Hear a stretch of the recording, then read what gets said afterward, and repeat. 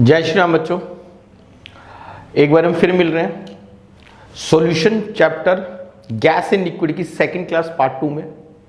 पिछली क्लास के अंदर मैंने तुम्हें दो लॉ पढ़ाए थे, Henry law and Dalton law, और मैंने बताया था दोनों आपस में एक दूसरे के रेसिप्रोकल्स कैसे किस प्रकार से हैं।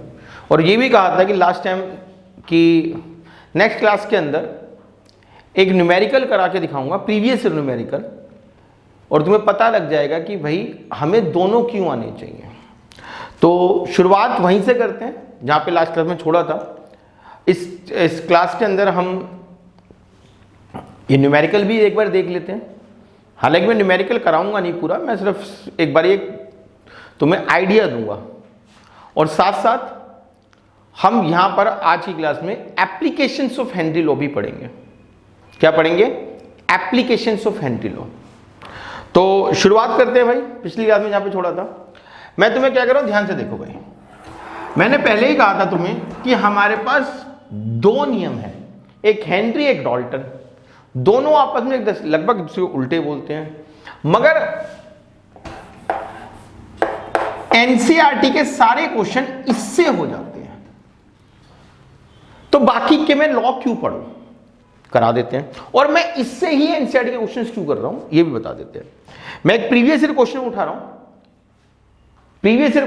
हूं, एक क्वेश्चन है, if N2 gas is bubbled through water at 298 kelvin, ये तुम्हारे एनसीईआरटी का क्वेश्चन भी है। If nitrogen gas is bubbled through water at 298 kelvin, how many millimoles of nitrogen, how many millimoles of nitrogen, millimole of nitrogen per liter, मतलब dissolved in 1 liter of water. Assume that nitrogen have a pressure of 0.987 bar and Henry Law's constant for nitrogen is 76.48 बार। ये question है हमारे पास, ठीक। और हमें बोला गया है कि भैया बताओ जी कितने मिलीमोल्स पर लीटर। तो कितने मिलीमोल्स पर लीटर ये तो मैं तुम्हें नेक्स्ट क्लास में बताऊंगा। अभी मैं तुम्हें जो बता रहा हूं वो समझो। मैं बता रहा हूं कि मैं ये फॉर्मूला ही क्यों लगाऊं, क्या मुझे रटना है ये फॉर्मूला लगा के। अब देखो, बच्चे के दिमाग में अलग अलग प्रश्न बैठेंगे। बच्चा कहता है यार मेरे को तो यार देखो सिंपल सी बात ये है कि मुझे तो हमारे सर ने बहुत सारे फॉर्मूले बताए थे।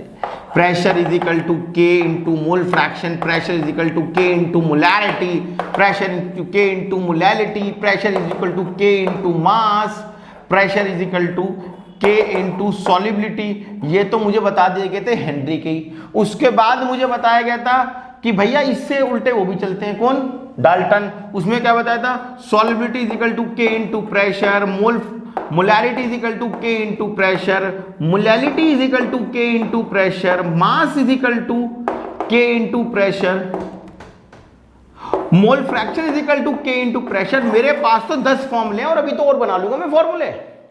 मैं यही फॉर्मूले से न्यूमेरिकल क्यों करने बैठा हूं। अब मान लिया जाए बच्चे के दिमाग में वहां पर आ जाता है मैं तो इस फॉर्मूले से करूंगा, मैं नहीं कर रहा इस फॉर्मूले से, मैं इस फॉर्मूले से करूंगा, मेरे दिमाग में यही आ रहा है, मैं तो यही करने वाला हूं, मैं नहीं रटता ही। तो भैया देखो ध्यान से, pressure is equal to K into मास अगर मेरे दिमाग में आता है तो प्रेशर की यूनिट क्या होती है? Bar, ATM, pascal, MM of mercury, is equal to K into mass. अब मास की यूनिट क्या होती है? ग्राम। तो यहां पर इस हिसाब से ग्राम या किलोग्राम, के की यूनिट क्या आनी चाहिए? बार पर ग्राम आनी चाहिए। क्या होनी चाहिए? बार पर ग्राम होनी चाहिए। और यहां पर के की यूनिट क्या दे रखी है? 12।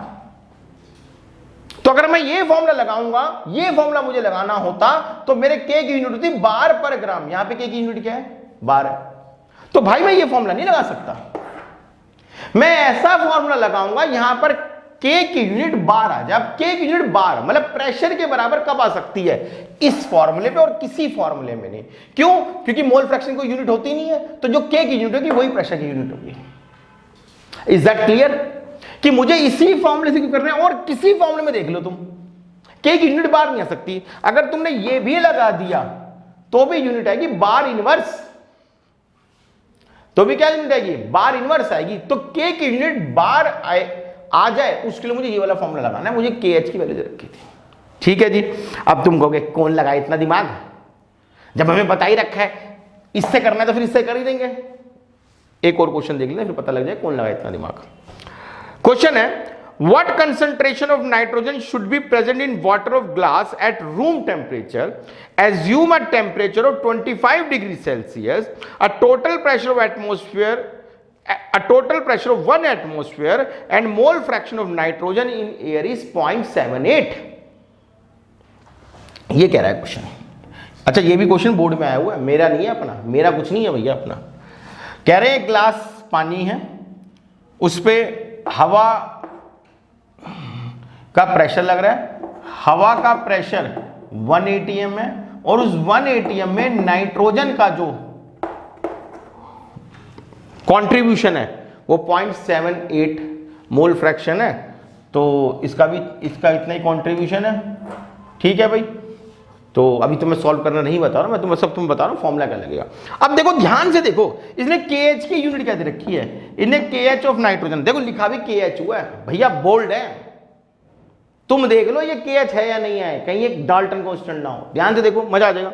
कह रहे KH of nitrogen is 8.42 into 10⁻⁷ molar पर mm ऑफ मरकरी। यूनिट देख रहे हो हेनरी कांस्टेंट की, क्या कह रहा है, मोलर पर mm ऑफ मरकरी। अब बताओ ये मोलर पर mm ऑफ मरकरी कब आ सकता है, कब आ सकती है, जब ये वाला फॉर्मूला भाई, molarity is equal to K into pressure. तो यहां पर K की यूनिट क्या आएगी, मोलर पर mm ऑफ मरकरी। तो ये K की यूनिट आ जाएगी मेरे। तो भैया मुझे इसमें ये वाला फॉर्मूला लगाना है, समझ में आ गई। और ये मेरे क्वेश्चन नहीं है, ये प्रीवियस ईयर क्वेश्चन है। हाँ एनसीईआरटी के जितने क्वेश्चन है इसमें हो जाएंगे। बोर्ड के में ये भी आया हुआ भैया, 3 बार आया हुआ, देख लो। और अभी तो जेईई और नीट क्वेश्चन बाकी है, इसलिए तुम्हें 10 के 10 फॉर्मूले आने चाहिए। और ये मजेदार बात, तुम्हें लगाना कौन से, कैसे डिसाइड करोगे। आज का पहला नोट क्या है कि भैया फॉर्मूला कैसे बनाए, कैसे डिसाइड करोगे, फॉर्मूला कौन से लगाए, कैसे डिसाइड करोगे जी। हम करेंगे के की यूनिट से, के की यूनिट से डिसाइड करेंगे। ठीक है जी। तो पिछली क्लास में तुम्हें यही बात करा था कि भाई इस क्लास में तुम्हें बता देंगे कि मुझे कौन सा फॉर्मूला लगाना है। तो अब हमारा दूसरा टॉपिक स्टार्ट होता है, और वो टॉपिक कौन सा है, मैंने बताया था हेनरी लॉ में अप्लाई कहाँ कहाँ कर सकता हूँ, कहाँ कहाँ अप्लाई करूँ मैं हेनरी लॉ। तो भाई इसके तो तुम्हें बहुत ध्यान से सुनना, और सेकंड टाइम में सुन के, जैसे लास्ट टाइम बताया था, तुम्हें नोट्स बनाने हैं। सुनो ध्यान से, कहाँ अप्लाई करूँ मैं हेनरी लॉ। एक एप्लीकेशन लास्ट टाइम बताई दी थी, कौन सी, हेनरी लॉ अप्लाई करना है तो तुम क्या कर सकते हो, हेनरी लॉ अप्लाई करके सॉफ्ट ड्रिंक बना सकते हो। फर्स्ट एप्लीकेशन याद है, लास्ट क्लास में यही एग्जांपल दिया था हमने कि भैया हम सॉफ्ट ड्रिंक बनाना चाहते हैं, कोको कोला बनाना चाहते हैं, माजा बनाना चाहते हैं, तो उसमें हेनरी लॉ लगा देता है। तो पहली एप्लीकेशन तो क्या है, सॉफ्ट ड्रिंक बनाने में काम आता है हेनरी लॉ। दूसरी एप्लीकेशन भाई साहब, आप जो सांस ले रहे हो ना, उसमें भी हेनरी लॉ का कंसेप्ट है। तुम जितनी भी सांस ले रहे हो, तो इनहेलेशन, एक्सहेलेशन, 10th में पढ़ा था कि बीच में एक स्टेप होता है एक्सचेंज ऑफ गैसेस। वो एक्सचेंज ऑफ गैसेस कब होती है, वो हवा जो तुम ले रही हो वो ब्लड में जब डिजोल्व हो जाए। ब्लड में डिजोल्व कैसे होगी भाई, वो ब्लड में जब ही डिजोल्व हो जाएगी जब हवा में प्रेशर होगा। अगर हवा में प्रेशर नहीं है तो वो ऑक्सीजन जो तुमने एयर लिया वो वापिस आ जाएगी। जो अगर हवा में प्रेशर नहीं है तो वो एयर जो है वो वापिस आ जाएगी। इसीलिए जो माउंटेनियर होते हैं, जो पहाड़ पे चढ़ रहे होते हैं, हम जैसे बंदे, वो तो जो बिल्कुल एक्सपर्ट होते हैं, तो उनको पता है भैया मेरे साथ क्या दिक्कत होगी, वो तो अपना सिलेंडर लेके जाते हैं। तो हम जैसा बंदा भैया मजे मजे में मनाली में जाता है और रोहतांग पास होके आऊँगा जी, सेल्फी खिंचवा के आऊँगा, तो वो क्या करते हैं जी, वो चलते जाते हैं, वहाँ पर ऑक्सीजन की कमी है। अब ऑक्सीजन की कमी का मतलब क्या है जी, वहाँ पर हवा की डेंसिटी कम है। अब जब हवा की डेंसिटी कम है तो हवा में प्रेशर कम है। तुमने पढ़ा होगा density is equal to PM/RT, एक फॉर्मूला पढ़ा था 11th में, PV is equal to NRT वाले चैप्टर में। तो भाई ये भी एक चीज है। तो डेंसिटी कम है तो प्रेशर कम है, हवा की डेंसिटी कम है, डेंसिटी कम तो प्रेशर कम, प्रेशर कम तो हवा अंदर गई, एज इट इज बाहर आ गई। हवा अंदर गई, एज इट इज बाहर आ गई। अब जब हवा अंदर गई, एज इट इज बाहर आ गई, तो क्या हुआ, ब्लड में ऑक्सीजन की सप्लाई कम, ब्लड में ऑक्सीजन की सप्लाई कम तो ब्रेन में कम। अब ब्रेन में कम तो क्या होगा, हमें एक बीमारी हो जाएगी, उसका नाम होगा हाई एल्टीट्यूड सिकनेस, एनॉक्सिया। अब तुम्हें पेपर में आएगा जी, पहाड़ पे एक बंदा चढ़ा है, उसको ना चक्कर आ रहे हैं, नोजिया फील हो रहा है, उल्टी आने को हो रही है। क्यों हो रहा है जी, उसके ना ब्रेन में ना ऑक्सीजन की सप्लाई कम हो गई है। क्यों हो गई है जी, उसको हाई एल्टीट्यूड सिकनेस हो गया, एनॉक्सिया हो गया। क्यों हो गया जी, ऊपर पहाड़ पे चढ़ गया है, हवा में डेंसिटी कम है, हवा की डेंसिटी कम है तो प्रेशर कम है, प्रेशर कम तो ऑक्सीजन की सॉल्युबिलिटी कम होती जा रही है, इसलिए उसकी ब्रेन में ऑक्सीजन की सप्लाई घट गई है। दैट्स वाई उसको हाई एल्टीट्यूड सिकनेस हो गया। तो मैंने दो एप्लीकेशन बताई है, पहली सॉफ्ट ड्रिंक बनाने में काम आता है, दूसरी जी हमारे सांस लेने से रिलेटेड हेनरी लॉ है, तीसरी स्कूबा डाइवर, सुना हुआ तुमने, एयर सिलेंडर लेके नीचे कूद जाते हैं पानी के अंदर। अब वो स्कूबा डाइवर, अगर स्कूबा डाइवर क्या करे, वो कहते हैं मतलब कोई सस्ता सा जुगाड़ देख के स्कूबा डाइवर सोचे कि यार क्या एयर सिलेंडर लेना, अपनी हवा ही भर लो, नॉर्मल हवा भर लेते हैं। अब नॉर्मल हवा भर के स्कूबा डाइवर नीचे कूद गया। अब नॉर्मल हवा में क्या है, नाइट्रोजन है 80%, ऑक्सीजन है लगभग 20%, यही होता ना, लगभग 80 लगभग 20 मान लिया, ठीक है। अब स्कूबा डाइवर नीचे जा रहा है। अब तुम में से जितनों ने स्विमिंग करी है उन्हें पता है कि जैसे जैसे जैसे जैसे नीचे जाओगे वैसे वैसे प्रेशर बढ़ता है। अब जब प्रेशर बढ़ेगा तो नाइट्रोजन की सॉल्युबिलिटी बढ़ जाएगी। अब बात यह है कि नाइट्रोजन अभी भी सॉल्युबल ज्यादा है, नाइट्रोजन का प्रेशर ज्यादा है ना हमारे पास, नाइट्रोजन मतलब 4/5 प्रेशर है, 80% के आसपास नाइट्रोजन है, ऑक्सीजन 20% के आसपास है, तो नाइट्रोजन अभी भी हमारे ब्लड में ज्यादा डिसॉल्व होती है, लेकिन वो लेवल हम अडेप्ट कर चुके हैं, आदी हो चुके हैं उस चीज के। हम नीचे चले गए एयर सिलेंडर लेके, नाइट्रोजन अब ज्यादा डिसॉल्व होगी, अब ज्यादा डिसॉल्व होगी तो क्या होगा, अब वो टॉक्सिक है। पहली प्रॉब्लम स्कूबा डाइवर के साथ। दूसरा, जब वो बंदा ऊपर आएगा तो और दिक्कत है। दिक्कत क्या और कि भैया जब बंदा ऊपर आएगा ना तो उसकी हालत ऐसी हो जाएगी जैसे तुमने पेप्सी की बोतल को बहुत जोर से हिला के खोल दिया हो, तो वो बुर्र करके बाहर आती है ना, वही हो जाएगा उसके बाद। तुमने प्रेशर लगा लगा के मतलब अंदर जाते जाके तुमने क्या करा, नाइट्रोजन सोल्यूबल ज्यादा करवा ली, एयर ज्यादा सोल्यूबल होगी तुम्हारे ब्लड में। अब तुम ऊपर आ रहे हो तो भैया प्रेशर कम हो रहा है, अब प्रेशर कम हो रहा है तो एयर की सॉल्युबिलिटी कम होगी, जब एयर की सॉल्युबिलिटी कम होगी तो एयर बाहर निकलेगी, जब एयर बाहर निकलेगी तो तुम्हारी ब्लड कैपिलरी में छोटे छोटे एयर बबल आके फंस जाएंगे, एक बीमारी होगी, उस बीमारी का नाम है बेंड्स, BENDS बीमारी हो जाएगी, नाम है बेंड्स। अब क्या करें भाई, स्कूबा डाइविंग छोड़ दें, भूल जाएं अपने एडवेंचर को?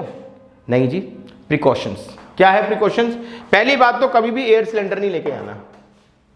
क्या करना है, ऑक्सीजन 32.1%, हीलियम 11.7% और बाकी नाइट्रोजन लेके आनी है। बच्चे के दिमाग में क्वेश्चन आता है, यार 100% ऑक्सीजन ही ले आता यार, ऑक्सीजन सिलेंडर का नाम ही ऑक्सीजन सिलेंडर है तो भाई ऑक्सीजन ले जाओगे, 100% ऑक्सीजन ही होता होगा। नहीं, ये होती है परसेंटेज।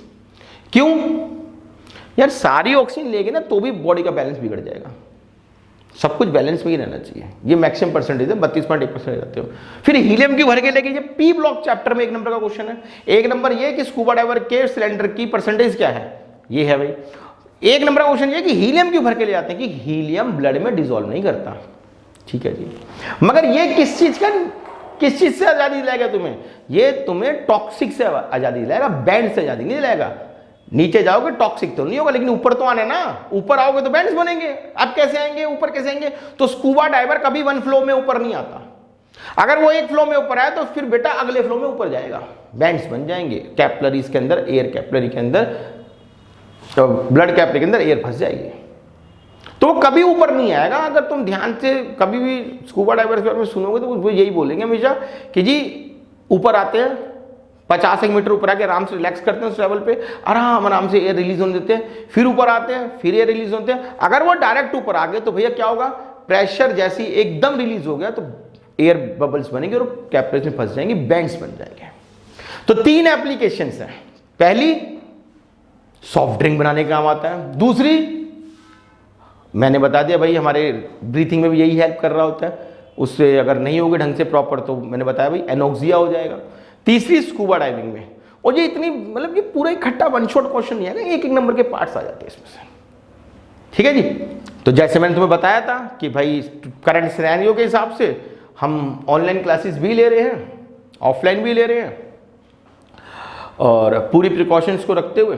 तो अगर किसी ने हमसे देश के किसी भी कोने में ऑनलाइन क्लासेस के लिए जुड़ना है तो तुम्हें ये भी थोड़ा बहुत समझ में आ गया होगा कि हमारा पैटर्न क्या है पढ़ाने का। हम जीरो से स्टार्ट करते हैं, कोई भी चीज़ जीरो से स्टार्ट करेंगे, up to the JEE NEET level तक जाएंगे, up to the JEE NEET level तक जाएंगे। अगर तुम्हें हमसे जुड़ना है और एक दो क्लासेस लेके देखनी है तो ऐप पर हमसे जुड़ सकते हो। हमारी ऐप है प्ले स्टोर पे और एप्पल स्टोर पे भी है। तो हमारे नीचे नंबर आ रहे हैं, बाद में क्लास के बाद नंबर आते हैं, अब व्हाट्सएप पे हमसे कांटेक्ट कर सकते हो, हम पूरा प्रोसीजर तुम्हें बता देंगे। ठीक है भाई। अब नेक्स्ट क्लास के अंदर हम मिलेंगे तो नेक्स्ट क्लास के अंदर हम क्या पढ़ाने वाले हैं? नेक्स्ट क्लास के अंदर हम इस चीज से रिलेटेड, किससे, हेनरी लॉ से रिलेटेड, गैस एंड लिक्विड से रिलेटेड अब तक के आए हुए पिछले 5-10 सालों में जो आए हुए क्वेश्चंस हैं वो क्वेश्चंस कराएंगे, न्यूमेरिकल्स कराने वाले हैं। ठीक है भाई, फिर मिलते हैं, जब तक के लिए जय श्री राम।